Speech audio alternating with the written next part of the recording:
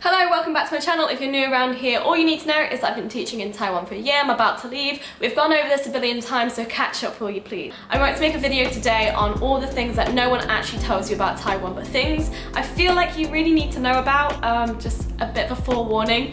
Taiwan is great in so many ways, but of course there are flaws, just like any other country. Look at the US, look at the UK, things are not looking great. So of course many people that do the TEFL degree, like me, have done a TEFL degree to teach English abroad for the sake of travelling, for having that new experience. Along with that comes a bad reputation. The only thing I heard about Taiwan was that teachers are very respected, it's a very respectable job. However, there is also a huge reputation on, Westerners coming over to Taiwan, not really doing their job correctly. I do feel like it is a bit of an unfair judgment. That reputation has impacted me in my job here, even though I feel like I put 110% into whatever I do, including teaching, including any other job that I've ever done. It's kind of hit with that stereotypical stick. So that's just one thing to note, is that reputation might follow you. Just be careful. I mean, just be careful about having too much fun. Taiwan is still a little bit off the radar. I think Taipei, it's definitely in some cases an international city, but being a white person, especially being out of the main city of Taipei, I do get a lot of stares, a lot of uncomfortable situations. Me and my friends got onto a train and the woman in front of us literally got her phone, got her camera and taking pictures of us. And of course this doesn't reflect all Taiwanese people, but it's so uncomfortable. So if you are quite a self-conscious person, if you don't like being stared at and you're not used to that kind of attention, then Taiwan might not necessarily be the place for you. Another thing is Taiwanese people definitely use the word foreigner, and coming from the UK, the word foreigner has a really racist undertone. These dirty foreigners taking our jobs. People saying I'm English just because I'm white and they've not spoken to me, they're like, oh, Ingua. And I'm like Spanish. Hola, tú hablas español. Not necessarily a bad thing, but definitely a cringy situation when you are from the UK and you're being called a foreigner. I'm going to bite my lip on this one, but coming from the UK, being a white person, I've definitely had some implications over the whole COVID situation in terms of the way I look. One time I went on a field trip with my class and I think we went to a park and went to a museum. I had 22 kids and 3 Taiwanese teachers.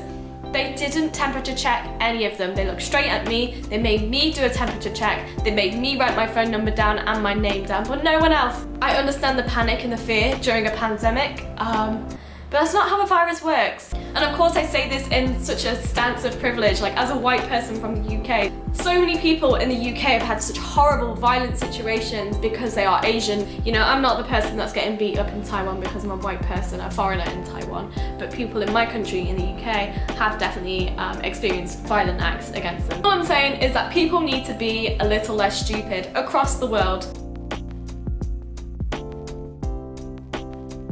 Here's a little something that you need to know if you are teaching English in Taiwan. A lot of the time companies will like to put in their contract that there is a fee if you decide to terminate your contract early. It is illegal, and my company definitely has this in my contract, even though I never attended training. You can contact the labour people if they do try and enforce that on you, so never pay a fee, no.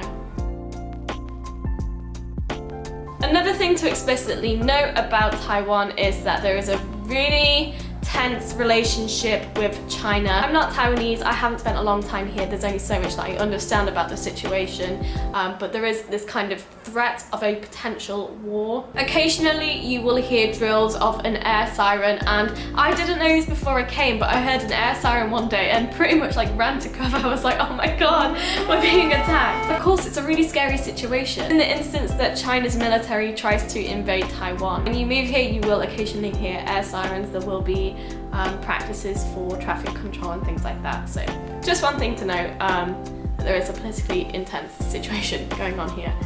Okay, so that was a really intense video. There's a lot to talk about politically and culturally. Taiwan, as I said, is such a great country, but there's also its flaws. But yeah, I know there might be a lot of conversations and comments on this one, and feel free to correct me on anything I've said, but again, just note that it is just my experiences, and if you are living in Taiwan, it'd be really great to get your opinion as well and see what you've experienced and see if our experience, how many times have I got to say experience? And just let me know if our experiences have been the same, and any questions you do have about Taiwan if you are planning to come to Taiwan. So yeah, thank you so much for watching. I'll see you in my next video. Probably with that blonde girl always made me down. You're so much older than me, just everything I'm insecure about. Today I drove through the suburbs. How could I ever love someone else?